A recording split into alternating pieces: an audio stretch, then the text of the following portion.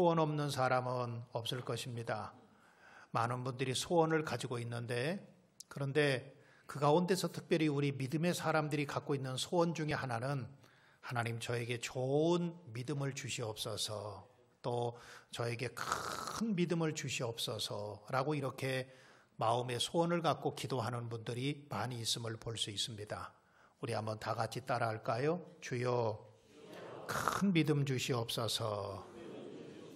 다시 한번요. 주여 좋은 믿음을 주시옵소서. 그렇습니다. 여기 있는 여러분들도 아마도 큰 믿음 달라고, 하나님 나에게 좋은 믿음 달라고 많은 분들이 기도하고 있을 거예요. 또 본인뿐만 아니고 우리 자녀들에게도 큰 믿음을 주시옵소서, 좋은 믿음을 주시옵소서, 그렇게 기도하는 분들이 많이 있습니다. 왜 이렇게 좋은 믿음과 큰 믿음이 필요한가 하면, 우리 기독교는 믿음으로 시작해서 믿음으로 끝난다고 해도 과언이 아니기 때문에 그렇습니다. 우리가 구원받는 것도 믿음으로 받아요. 요한복음 1장 12절에 보면 영접하는 자 곧 그 이름을 믿는 자들에게는 하나님의 자녀가 되는 권세를 주셨다. 우리가 하나님의 자녀가 되려면 하나님 예수 그리스도를 믿어야 하나님의 자녀가 될 수 있는 거예요.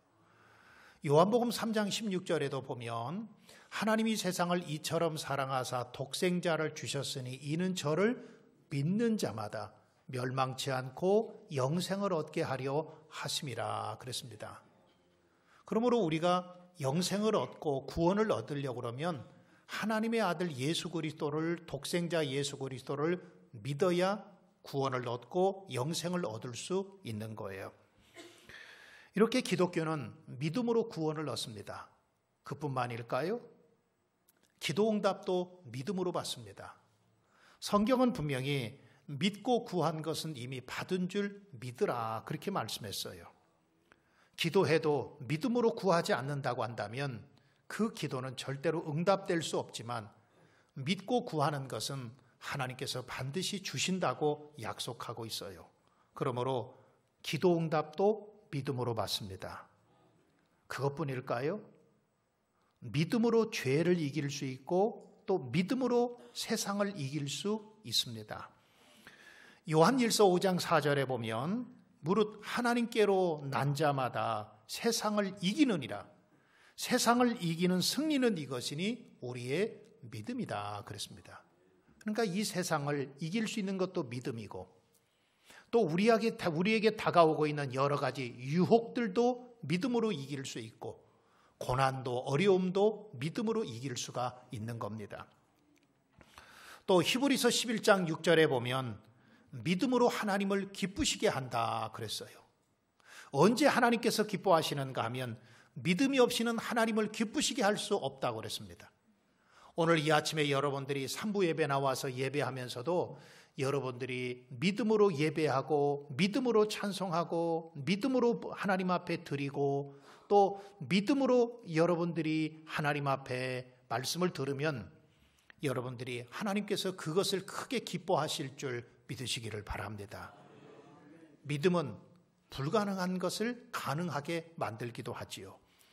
그래서 마태복음 9장 23절에 보면 할 수 있거든지 무슨 말이냐, 믿는 자에게는 능치 못할 일이 없다 그렇게 말씀했고, 빌립보서에도 보면은 내게 능력 주시는 자 안에서 내가 모든 일을 할 수 있다 그랬습니다. 그러므로 우리 많은 분들의 소원이 하나님 저에게 좋은 믿음을 주십시오. 우리 가정에 좋은 믿음을 주십시오. 큰 믿음을 주십시오. 우리 자녀들에게도 큰 믿음을 달라고 기도하고 마음의 소원을 갖고 계신 분들이 많은 겁니다. 예수님께서 이 세상에 계실 때에 제자들을 참 사랑하셨습니다. 심지어는 예수님을 3번씩이나 모른다고 부인할 때도 예수님은 책망하지 아니하시고 오히려 갈릴리 바다에서 고기를 구워놓고 베드로에게 시몬의 아들 요한의 아들 시몬아 내가 나를 사랑하느냐, 그러면서 오히려 그를 사랑한다고 고백해 주셨어요. 자기를 3번씩이나 모른다고 부인했음에도 불구하고 예수님은 내가 너를 사랑한다 그렇게 말씀해 주셨어요. 예수님을 두고 모두 도망갔던 제자들도 주님은 찾아오셔서 그들에게 오히려 너희에게 평강이 있을지어다 그러면서 그들을 찾아오시기도 하셨어요. 주님은 그들의 죄와 허물과 실수를 다 알고 있음에도 불구하고 그들을 책망하지 아니하시고 오히려 내가 너를 사랑한다, 내가 너희에게 평안이 있을지어다 하면서 그들을 축복해 주셨습니다. 그런데 예수님께서 제자들을 책망하셨을 때가 있었습니다. 마가복음 4장에 보면 예수님과 같이 타고 가던 배가 큰 풍랑을 만났을 때에 예수님의 제자들이 무섭고 두려워서 또 걱정하고 염려하고 있지요. 그때 예수님께서 마가복음 4장 40절에 보면 너희가 어찌하여 믿음이 없느냐 그들을 책망해 주셨어요. 오늘도 마찬가지입니다. 우리가 때로는 인생을 살다가 우리도 때로는 연약해서 실수할 수도 있고 넘어질 수도 있고 쓰러질 수도 있지만 우리 주님은 그때 우리에게 책망하시기보다는 내가 너의 아픔을 안다. 내가 너의 어려움을 안다. 왜 쓰러지고 넘어졌는지 너의 부족함을 알고 있다라고 위로해 주시고 격려해 주시지만 그러나 우리가 믿음이 없을 때는 지금도 주님은 우리를 책망하고 계신다고 하는 거예요. 오늘 읽은 이 고린도전서 15장은 일명 부활장입니다.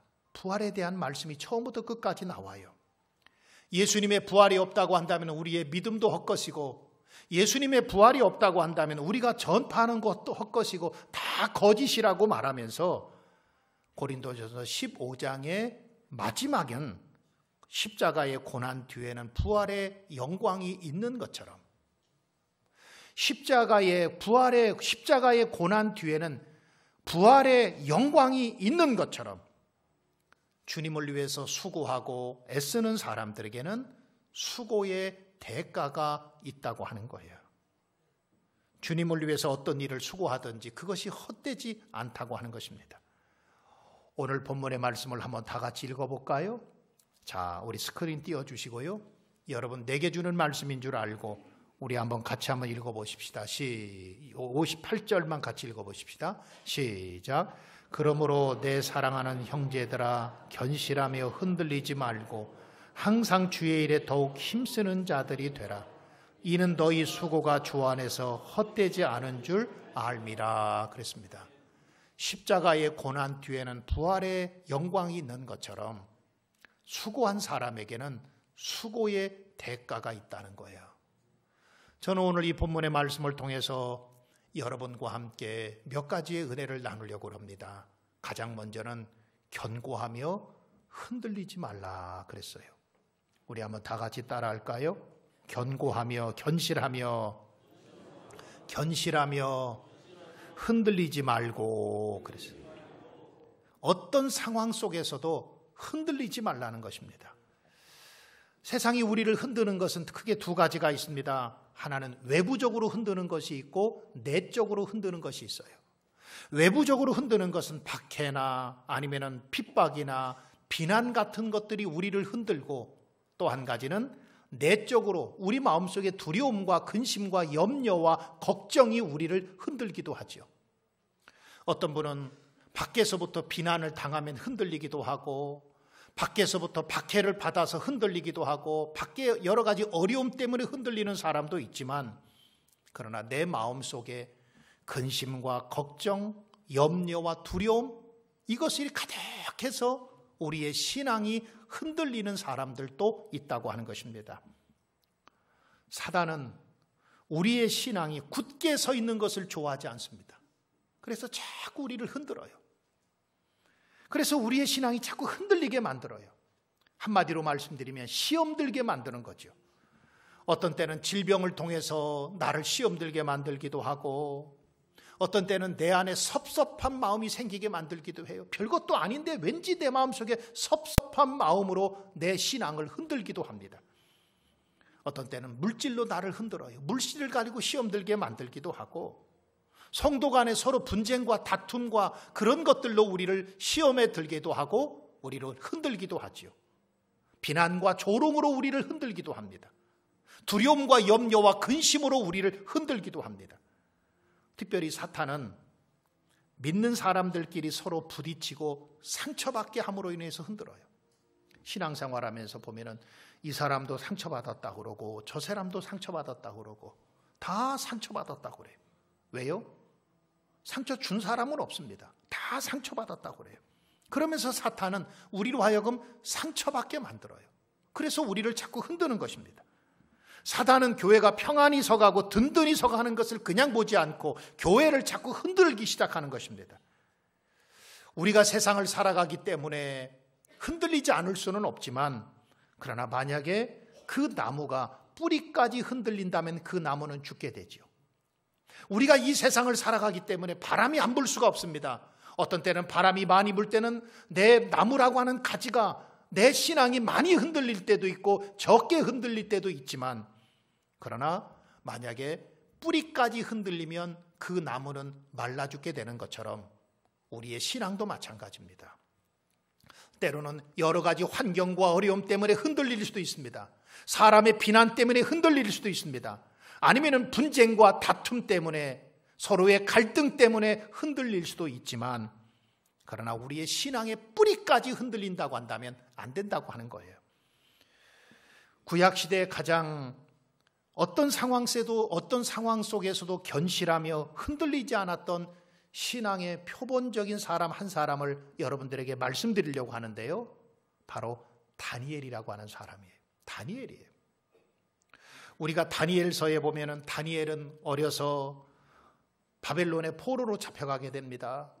고향 땅을 떠나서 그가 외롭고 또 고통이 있는 바벨론의 포로로 잡혀가서 그곳에서 포로 생활을 하게 돼요.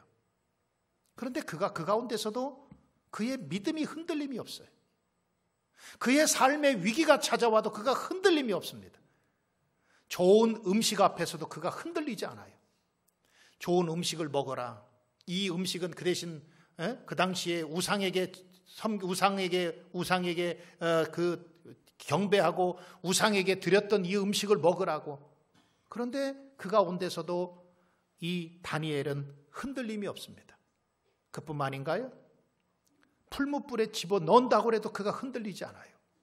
심지어는 하나님께 기도하면 사자굴에 집어넣는다고 해도 그가 흔들리지 않습니다. 그리고 흔들리지 않고 오히려 예루살렘 쪽으로 향하여 창문을 열어놓고 하루에 3번씩 오히려 그럼에도 불구하고 기도합니다. 그에게 많은 유혹이 있었고 핍박이 있었고 고난이 있었지만은 그럼에도 불구하고 그의 신앙이 견고하고 흔들리지를 않습니다. 하나님은 지금도 이런 사람들을 찾고 계신다는 거예요. 하나님은 지금도 이런 믿음을 찾고 계신다는 거예요. 오늘 우리들은 현실 속에서 어떤 때는 돈 때문에 흔들리기도 하고 사람의 몇 마디의 말 때문에 흔들리기도 하고 고난과 시련 앞에서도 흔들리지 않는, 어떤 상황 속에서도 흔들림이 없는 그런 목회자를 찾고 계시고 다니엘과 같은 목회자를 찾고 계시고 그러한 성도들을 하나님께서 찾고 계신다는 것입니다. 사랑하는 성도 여러분, 견고하시기를 주님의 이름으로 축원합니다. 견고한다라고 하는 말은 움직이지 않는다는 소리예요. 흔들리지 않는다고 하는 말은 어떤 외부적인 환경 속에서도 그가 요동하지 않는 마음을 말하고 있습니다. 사랑하는 성도 여러분, 견고하시기를 주님의 이름으로 축복합니다. 어떤 상황 속에서도 여러분 흔들리지 않는 믿음을 갖고 있기를 주님의 이름으로 축복합니다. 두 번째로는 사도 바울은 고린도 교회 성도들에게 또 한 가지 부탁을 하기를, 여러분 항상 주의 일에 더욱 힘쓰는 자들이 되라라고 말씀하고 있어요. 자, 우리 한번 다 같이 따라할까요? 항상 주의 일에 더욱 힘쓰는 자들이 되라. 그러니까 주의 일에 힘쓰라고 하는 것은 알겠는데 그 앞에 항상이라고 하는 말이 들어가 있습니다. 항상이에요. 제가 얼마 전에 여러분들에게 설교하면서 항상 기뻐하라, 항상 기뻐하라, 쉬지 말고 기도하라, 범사에 감사하라, 그런 말씀을 드리면서 여러분 우리가 어떻게 그게 가능할까, 그런 말씀을 드렸던 기억이 나는데요. 그런데 주의 일에 힘쓰는 것도 마찬가지입니다. 주님의 일을 하는 것도 항상 주의 일에 더욱 힘쓰라는 거예요. 우리나라가 언제부턴가 3D라고 하는 말이 생겼습니다. 이 3D라고 하는 말은 영어의 앞글자, 영어 스펠링의 앞글자를 3개가 다 D자로 시작해서 그 앞글자를 따라서 3D라고 부르는데, 첫 번째로는 더럽고 더티입니다. 더티.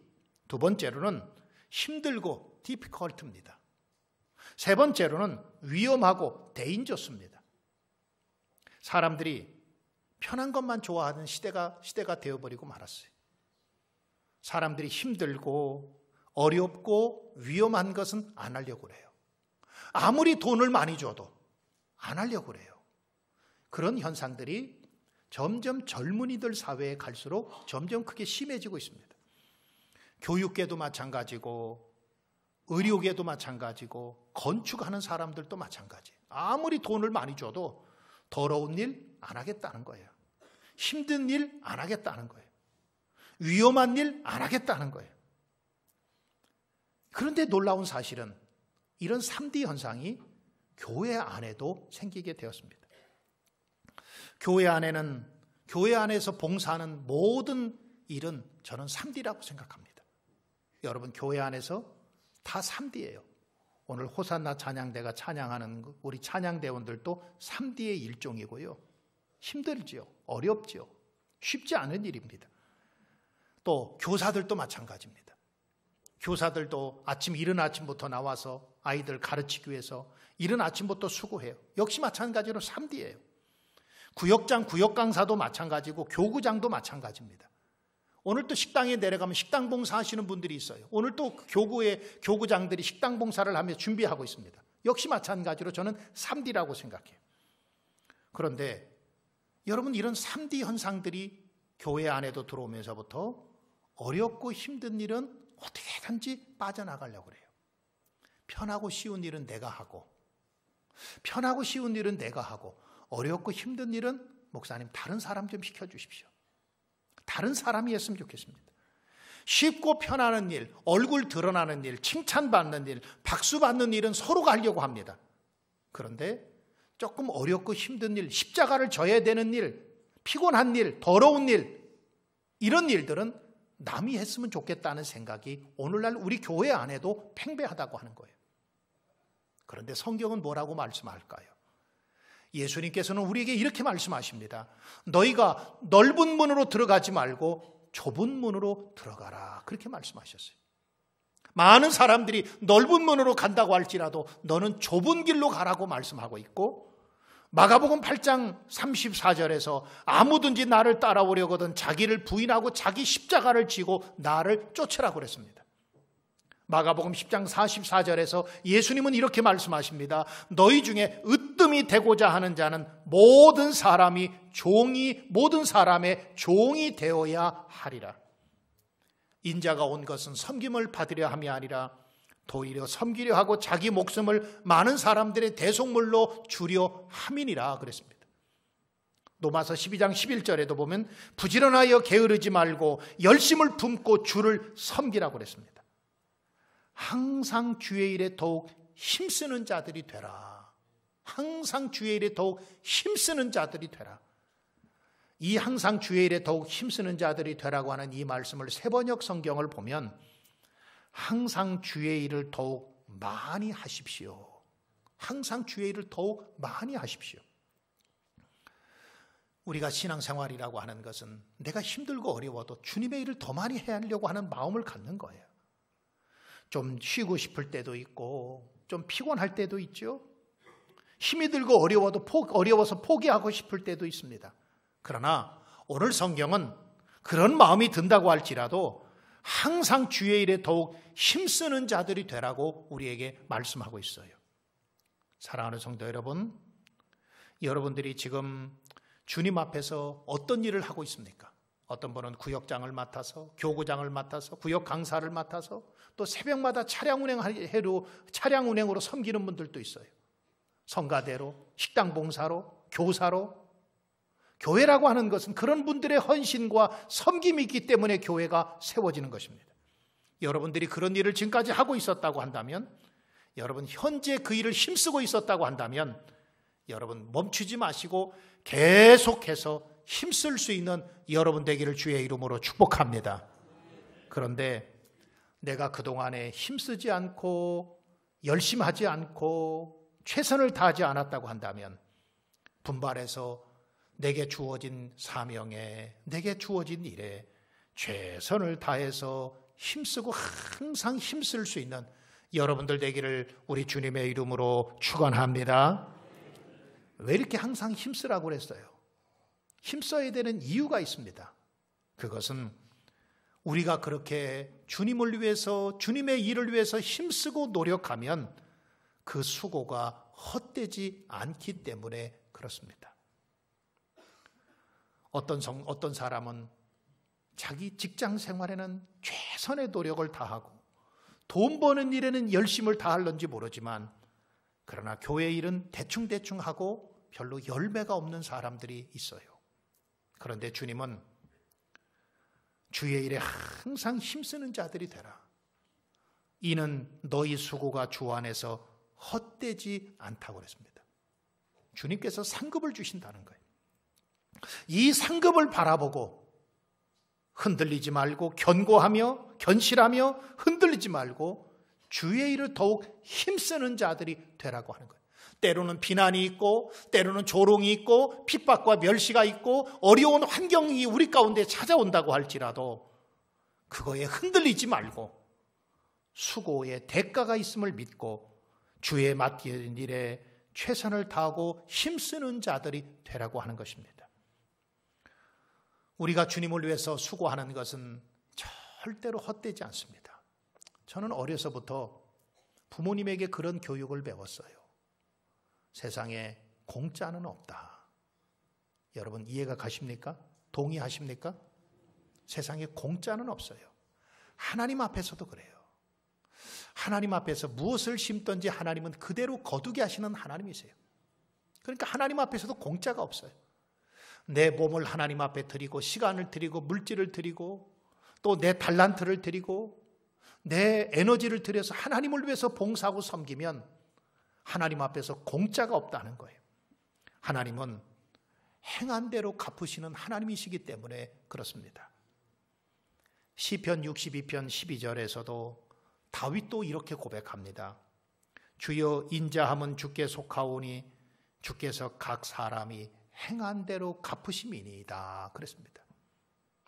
예수님도 마태복음 16장 27절에 인자가 아버지의 영광으로 그 천사들과 함께 오리니 그때에 각 사람이 행한 대로 갚으리라 그랬습니다. 예수님 다시 오실 때에 우리가 얼마나 주님을 위해서 충성하고 헌신하며 믿음으로 살았는지 그것을 주님께서 그 행한 대로 다 갚아주신다는 거예요. 그리고 그렇게 믿음으로 살고 하나님의 영광을 위해서 최선을 다하고 힘쓰며 살았던 사람에게는 주님께서 양편에 서게 해주실 것이지만 그렇지 않은 사람에게는 염소편에 서 있을 거다. 주님 말씀하셨어요. 로마서 2장 6절에서 사도 바울도 마찬가지입니다. 사도 바울도 하나님께서 각 사람에게 그 행한 대로 보응하시되 그랬어요. 행한 대로 보응하신다는 거예요. 고린도후서 5장 10절에서도 이는 우리가 다 반드시 그리스도의 심판대 앞에 나타나게 되어 각 사람의 각 선악간에 그 몸으로 행한 것을 따라 받으려 함이라 그랬습니다. 내가 어떻게 했느냐? 정말로 주님의 몸된 교회를 위해서 하나님을 위해서 힘쓰고 노력하고 열심히 했느냐? 그렇지 않느냐에 따라서 상급이 있을 수가 있고 상급을 받지 못하는 사람도 있다고 하는 거예요. 베드로 사도도 마찬가지입니다. 베드로전서 1장 10절에 보면 1장 17절에 보면 외모로 보시지 않고 각 사람의 행위대로 심판하시는 일을 너희가 아버지라 부른즉이라고 그랬습니다. 우리 하나님 아버지는 우리의 각 사람의 행위대로 그 사람의 행위대로 하나님께서 심판하신다는 거예요. 외모로 보고 판단하지 않고 각 사람이 어떻게 하나님을 위해서 살았느냐에 따라서 심판하신다는 거예요. 갈라디아서 6장 7절에도 보면 사람이 무엇을 심든지 그대로 거두리라 그랬습니다. 사랑하는 성도 여러분, 주님을 위해서 여러분들이 시간을 들였습니까? 그거 절대로 그 수고가 헛되지 않을 줄 믿으시기를 바랍니다. 여러분들이 주님을 위해서 물질을 드렸습니까? 그것도 절대로 헛되지 않아요. 주님께서 반드시 갚아주실 거예요. 상급 주실 거예요. 여러분들이 주님을 위해서 달란트를 드렸습니까? 여러분들이 가지고 있는 재능을 드렸습니까? 여러분들이 가지고 있는 몸을 하나님 앞에 드렸습니까? 어떤 것을 가지고 주님을 위해서 헌신하며 드렸던지 간에 주님께서는 그것을 받으시고 영광 받으실 뿐만 아니라 여러분들의 수고와 그 헌신이 헛되지 않도록 하늘 상급으로 채워주실 거고, 할렐루야, 이 땅의 기름진 복으로 채워주시는 우리 하나님이신 줄 믿으시기를 바랍니다. 히말라야에 가면 고산족들이 살고 있지요. 그런데 그 고산족들은 3,000m, 4,000m 그런 높은 곳에서 살고 있는 고산족들이 양을 사고 팔 때는 우리와 판단의 기준이 다르다고 그래요. 우리는 보편적으로 양을 사고 팔 때에 양을 크기에 따라서 가격을 매기지요. 그래서 양이 크면 가격이 비싸고 양이 작으면 가격이 싼 것으로 그렇게 생각하기가 쉽습니다. 우리는 보편적으로 그렇게 하지요. 그런데 이 고산족들은 양의 크기에 따라서 가격을 책정하는 것이 아니라 양의 성향과 양의 성질에 따라서 가격을 책정한다고 그래요. 양을 비탈길에 놓습니다. 그럼 어떤 양은 풀을 뜯기 위해서 위로 올라가는 양이 있고 어떤 양은 밑으로 내려가는 양이 있어요. 위로 올라가는 양을 가리켜서 상향성 양이다, 그렇게 말해요. 상향성 양. 이 양은 여러분 올라가는 게 어려울까요? 밑으로 내려가는 게 어려울까요? 올라가는 게 어려울까요? 밑으로 내려가는 게 어려울까요? 잘 이해를 못 하시는 것 같은데 그럼 둘 중에 하나만 여러분들이 찍으세요. 올라가는 게 어려울까요? 올라가는 게 어려울까요? 아, 그래요. 확실히 우리 교회 성도들이 똑똑한 것 같아요. 내려가는 게 쉬울까요? 내려가는 게 쉬울까요? 아, 이제는 다 이해를 하는 것 같아요. 그래요. 올라가는 건 양들도 힘들고 어려워요. 그런데 어떤 양은 자꾸 올라가는 양이 있다는 거예요. 힘들고 어렵지만 그 올라가는 양이 있는가 하면 어떤 양은 자꾸 밑으로 내려가요. 왜? 거기 밑으로 내려가는 것은 쉽고 편하기 때문에 자꾸 밑으로 내려가는 양도 있다고 그래요. 저는 이 예화를 들으면서 큰 교훈을 얻었습니다. 우리 신앙도 마찬가지입니다. 어떤 사람은 상향성의 신앙을 갖고 있는 분이 있어요. 자꾸 더 열심히 해. 작년보다 올해가 더 열심히 하고 올해보다 내년이 더 열심히 하고 그러면서 자꾸 더 올라가는 신앙을 갖고 있는 사람이 있는가 하면 어떤 사람은 하향성의 신앙을 갖고 있는 분이 있어요. 작년에는 열심히 하더니 올해부터는 열심히 안 하고 올해는 힘쓰는 것 같더니 내년부터는 힘쓰지 않고 상향성의 하향성의 신앙을 갖고 있는 분이 있다고 하는 것입니다. 피곤하고 힘들고 어렵지만 자꾸 더 올라가고 힘쓰고 더 헌신하고 더 봉사하고 더 충성하고 이런 성도가 있는가 하면 아이고 힘들고 어려우니까 포기하고 힘들고 어려우니까 그만두고 내려가고 그런 성도가 있다고 하는 거예요. 사랑하는 성도 여러분, 여러분들의 신앙은 지금 상향성의 신앙을 갖고 있습니까? 그렇지 않으면 하향성의 신앙을 갖고 있습니까? 사도 바울은 우리에게 이렇게 부탁합니다. 여러분 견실하십시오. 흔들리지 마십시오. 어떤 상황 속에서도 어떤 위험과 고난과 시련이 찾아와도 핍박이 찾아와도 마음에 어떤 문제가 찾아와도 요동하지 마시고 흔들리지 마십시오. 그리고 항상 주의 일에 더욱 힘쓰는 자들이 되십시오. 작년까지도 수고했다고 한다면 올해도 또 힘쓰십시오. 올해 수고했다고 한다면 내년에도 또 힘쓰는 여러분 되십시오. 그렇게 하면 여러분들의 그 수고가, 여러분들의 그 헌신이, 여러분들의 그 섬김이 주 안에서 헛되지 아니할 것입니다. 주님 앞에서 칭찬과 상급을 얻는 그날까지 흔들리지 말고, 아무리 많이 흔들림이 있어도, 흔들린 것이 찾아와도 흔들리지 말고 주의 일에 더욱 힘쓰는, 주님의 일에 더욱 힘써서 주님 주시는 칭찬과 주님 주시는 상급을 받는 여러분 될 수 있기를 우리 주님의 이름으로 축복합니다. 축원합니다. 우리 다 같이 기도하십시다. 사랑하는 성도 여러분, 여러분들은 피곤하고 힘들기 때문에 자꾸 내려가는 그런 하향성 신앙을 갖고 있나요? 그렇지 않으면 피곤하고 힘들어도 그래, 더 힘쓰자, 더 노력하자, 더 애쓰자, 더 헌신하자, 더 하나님 앞에 드리자 하는 그러한 상향성의 신앙을 갖고 있나요? 주님은 오늘 우리에게 이렇게 말씀합니다. 견고하며 흔들리지 말아라. 무엇 때문에 여러분들 흔들리고 있습니까? 돈 때문입니까? 사람들의 말 때문입니까? 아니면 핍박 때문입니까? 조롱 때문입니까? 멸시 때문입니까? 여러분 절대로 흔들리지 말아라. 그리고 주의 일에 더욱 항상 힘쓰는 자들이 되라. 그리하면 여러분들의 수고가 주님께서 헛되지 않도록 하늘 상급으로 채워주시고 이 땅의 복으로 채워줄 거라고 약속하고 있습니다. 오늘 이 말씀을 기억하면서 주여 칭찬과 상급 받는 그날까지 주님 흔들림 없게 하시고 주의 일에 더욱 힘쓸 수 있는 그런 믿음을 주옵소서, 그런 은혜를 주옵소서. 오늘 다 같이 오늘 말씀 들은 것을 생각하면서 주여를 한번 부르고 합심으로 기도합니다. 주여.